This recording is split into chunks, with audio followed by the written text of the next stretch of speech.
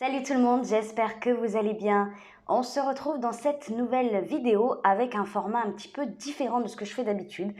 J'avais envie de voir ce que les guides ont à nous dire au niveau du collectif. J'avais envie de voir un petit peu les énergies et le message global par rapport au collectif en ce moment. Je trouve que les énergies sont vachement intéressantes. En plus, on est bientôt dans la pleine lune, là. C'est le 5. Donc j'avais envie de voir un petit peu où on en est de manière générale et où est-ce qu'on se dirige. Et surtout, ce sur quoi on doit travailler. Très important. Allez, quelles sont les énergies du collectif? Oh là là! Écoutez, on a la grande prêtresse. Elles sont tombées tout de suite.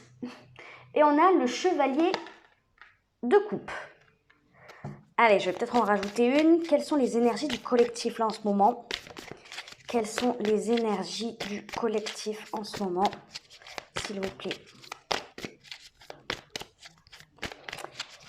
Les énergies générales, merci. L'ermite et le 3 de coupe. L'ermite et la 3 de coupe. Ouais, ok, j'ai compris.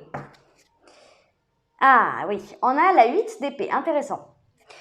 Là, en gros, ce qu'on est en train de me dire, c'est qu'actuellement, le collectif est en train de se réveiller sur ses propres désirs, sur ses propres souhaits, sur ce qu'il souhaite pour son propre plaisir, pas par obligation ou par devoir. Il y a quelque chose, pour moi, il y a un grand chemin qui est en train d'être débuté là. Là, on débute tous ensemble un grand chemin qui nous pousse en réalité à choisir la voie du cœur avec ce chevalier de coupe là. Ce chemin nous pousse aussi à nous écouter profondément. La grande prêtresse représente l'intuition, elle représente le savoir, l'expérience, les capacités. Peut-être pour certains, on va carrément nous parler de dons. Enfin, de dons, je n'aime pas trop dire ça, mais en tout cas de capacités qui sont en train de se développer avec la grande prêtresse. C'est tout à fait possible et ce qui nous rapprocherait plus de notre chemin de vie, visiblement. Pour certains, c'est totalement ça.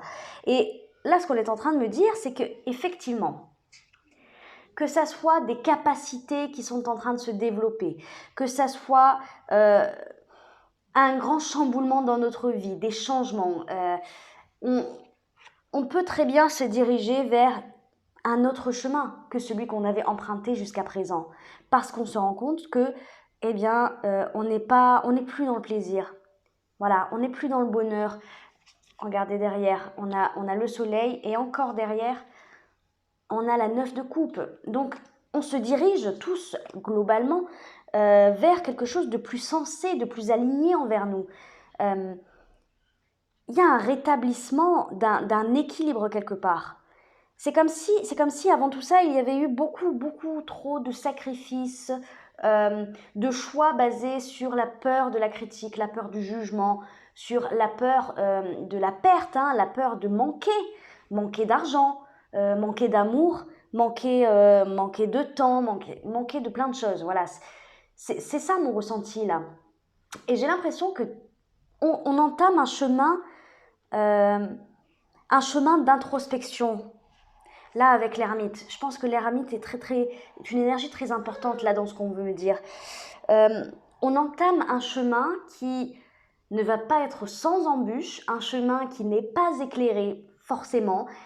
L'ermite, lui, il se renferme, il s'enferme dans sa grotte et il n'y a pas de lumière. Vous voyez, la carte, c'est sombre, mais il a sa lumière intérieure, sa propre lumière qui peut le guider. Donc en fait, lui, clairement, il apprend beaucoup de cette obscurité parce que il apprend à voir sa propre lumière. Chose qu'il ne voyait pas avant, en dehors de sa grotte, il ne la voyait pas puisqu'il était en pleine journée. Il se faisait limite aveugler même par le soleil ou par les lumières de d'autres personnes. Il n'apprenait pas à s'écouter, il ne voyait pas sa lumière.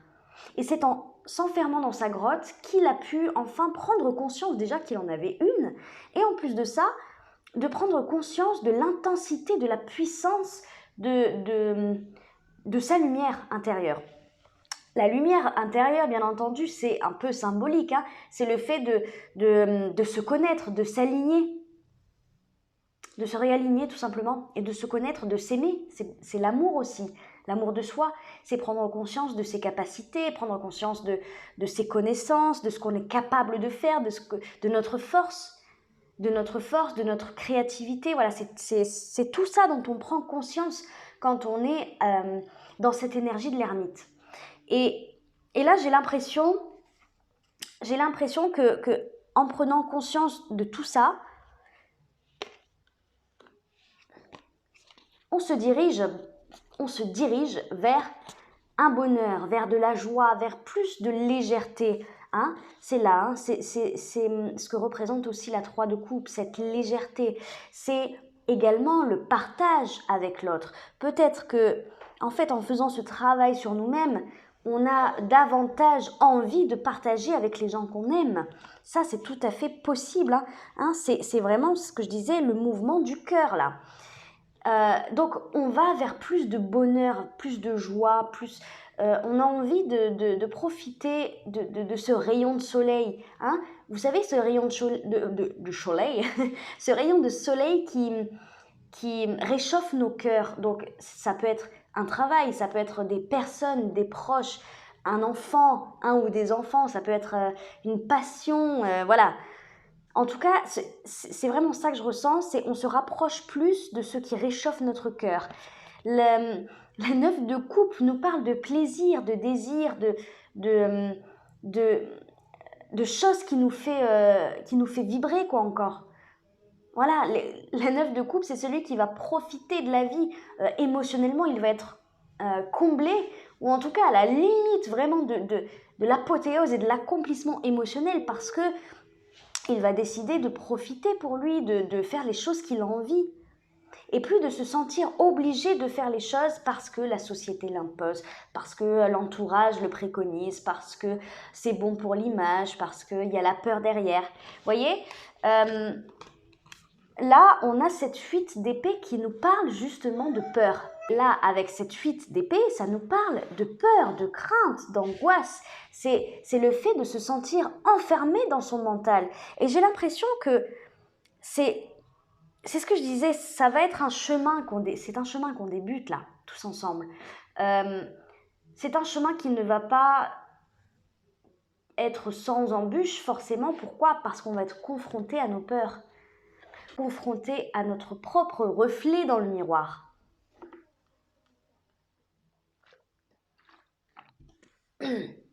En fait, on va se confronter à nous-mêmes, à se confronter à notre part d'ombre pour pouvoir trouver cette part de lumière en nous. Il y a quelque chose de très poétique limite là-dedans. Je ne sais pas pourquoi, mais c'est ce que ça m'inspire. De la poésie. Il y a quelque chose alors bon, oui, la poésie, ça peut nous parler aussi de tragédie et de dramatique, forcément. Hein, mais il y a une grande leçon derrière. Il y a une grande leçon et il y a une grande compréhension de ce que nous sommes profondément. Et aussi, je dirais même, du lien que nous avons avec les autres. Cette 3 de coupe, elle est très importante parce que, comme je disais tout à l'heure, elle signifie le partage. C'est la légèreté, c'est profiter d'un bon moment avec quelqu'un, c'est l'amitié. Pour moi, elle représente là les liens, peut-être carrément les liens d'âme, hein, que nous avons avec les gens sur cette terre. Je pense que on est obligé de passer par là pour pouvoir nous reconnecter avec les autres, avec nous-mêmes d'abord. Ça va être la moitié du chemin, et encore voire plus. Et la deuxième partie du chemin, ça va être la reconnexion aux autres. Hein, le fait de donner sans compter, le fait de vouloir recevoir aussi équitablement, parce que on aura fait ce chemin avant, hein, ce chemin pour se réaligner, pour se respecter, pour s'aimer plus. Et du coup, on sera un peu plus en mesure de réclamer quelque chose qui nous est dû, on sera plus en mesure donc forcément de nous respecter, de nous aimer, donc d'aller vers ce qu'on aime et de ne plus faire de sacrifices pour autrui, on va dire pour autrui, pour ne pas, voilà, il peut y avoir plein de... En tout cas, il y a cette estime de nous-mêmes qui est retrouvée, mais par, alors je vais pas dire par la souffrance, mais en tout cas par une grande introspection et une grande recherche de vérité et d'authenticité intérieure.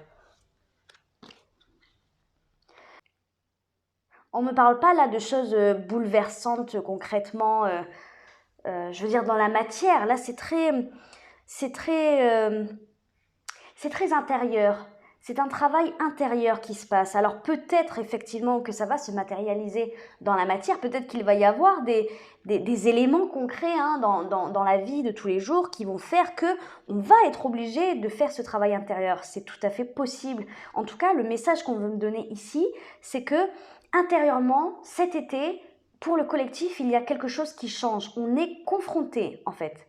C'est vraiment ça, on est confronté à nos peurs, confronté à ce qu'on ne veut pas voir. On est aussi confronté à ce qui nous enferme, à nos conditionnements, les schémas répétitifs dans notre vie, peut-être même dans la vie sentimentale. En tout cas, on va être confronté à ça pour enfin être dans l'acceptation, la compassion, le pardon et le partage. Le partage. Ça a pour but donc de nous reconnecter les uns aux autres, de nous reconnecter à nous-mêmes, mais on va apprendre à un peu plus se servir de notre cœur, de notre intuition, on va apprendre à se faire beaucoup plus confiance parce que de toute façon, j'ai l'impression qu'on va un peu être obligé de le faire. Je pense que la vie va nous placer chacun individuellement, elle va nous placer des situations, des expériences sur notre chemin pour qu'on puisse faire ce travail intérieur. Mais visiblement, c'est quelque chose qui se passe pour à peu près tout le monde. Voilà, j'ai demandé le message pour le collectif. Donc, individuellement, ça va se traduire différemment, mais collectivement, ça va être dans ce but-là, quoi. De se faire confiance, de se retrouver. D'avoir plus d'authenticité, moins de mensonges, en fait. Quand je dis mensonges, c'est les conditionnements, c'est nos croyances limitantes, c'est tout ça. On peut très bien se mentir à nous-mêmes toute notre vie. Bon, donc ça, c'était le message. Écoutez, on va aller demander quelques conseils quand même. Allez, l'oracle à Loa. Allez, un conseil, un ou des conseils pour le collectif pour cet été, s'il vous plaît. Qu'est-ce qu'on a? Énergie vitale. Voyez la puissante lumière éclatante, la mer originelle d'énergie vibrante, colorée, dansante, cosmique. Accueillez-la, respirez-la, rechargez-vous et renvoyez-la. Et là, vous savez ce que ça me dit? Ça me dit que nous sommes tous liés et que nous sommes tous dans le même bateau. Clairement, c'est vraiment ça le message qui m'est apparu tout direct. On est tous dans le même bateau. Donc en fait, je pense que là, c'est un appel à la compassion, à l'indulgence et non au jugement et à la critique de l'autre. Ce n'est pas parce que en fait, le voisin, il va choisir d'expérimenter un petit peu la peur et que il va faire des actions qui vous paraîtront peut-être incohérentes ou voilà. En tout cas, vous voudrez peut-être juger ces actions-là. Eh bien, on vous dit, Alana, s'il te plaît, 2 secondes. On vous dit de ne pas être dans ce jugement-là. On vous dit vraiment d'être dans cette compassion parce que on vit tous des expériences différentes et si cette expérience est bonne pour lui, pour votre voisin, en l'occurrence, peu importe, s'il doit passer par là pour se reconnecter à lui-même et pour être face à ses peurs, pour pouvoir affronter et pour pouvoir en ressortir grandi, évoluer, eh bien, c'est que c'est juste et bon pour lui.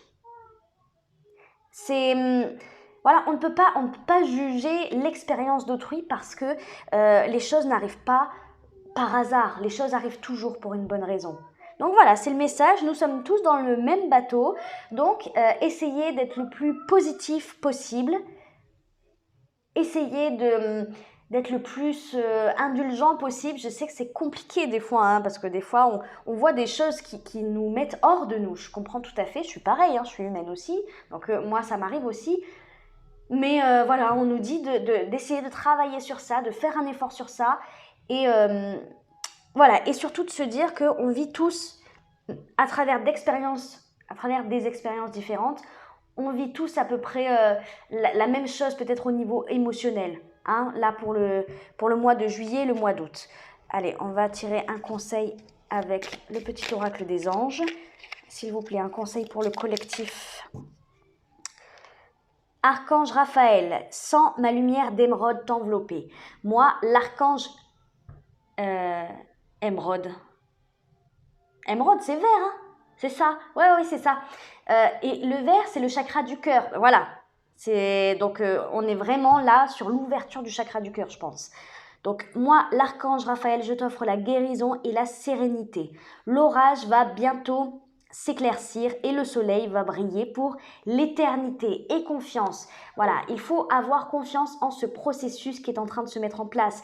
C'est comme je disais avec l'ermite, le chemin ne sera pas sans embûches. Mais par contre, à la clé, qu'est-ce qu'on a? On a une énorme évolution. On a une grande évolution. On a une estime de soi retrouvée et on a un partage beaucoup plus authentique avec les gens qui nous entourent. Transformation à travers le merveilleux amour qui te tend les bras. Tu te transformes à chaque moment vers toujours plus de lumière, toujours plus d'unité et toujours plus de sagesse. Voilà, et bien écoutez, je crois que je vais vous laisser sur ce super mot parce que c'est trop beau, j'ai rien à dire de plus. Voilà, j'espère que ça a fait écho en vous. Moi, je vous fais plein de gros bisous. Et je vous dis à la prochaine. Ciao, ciao.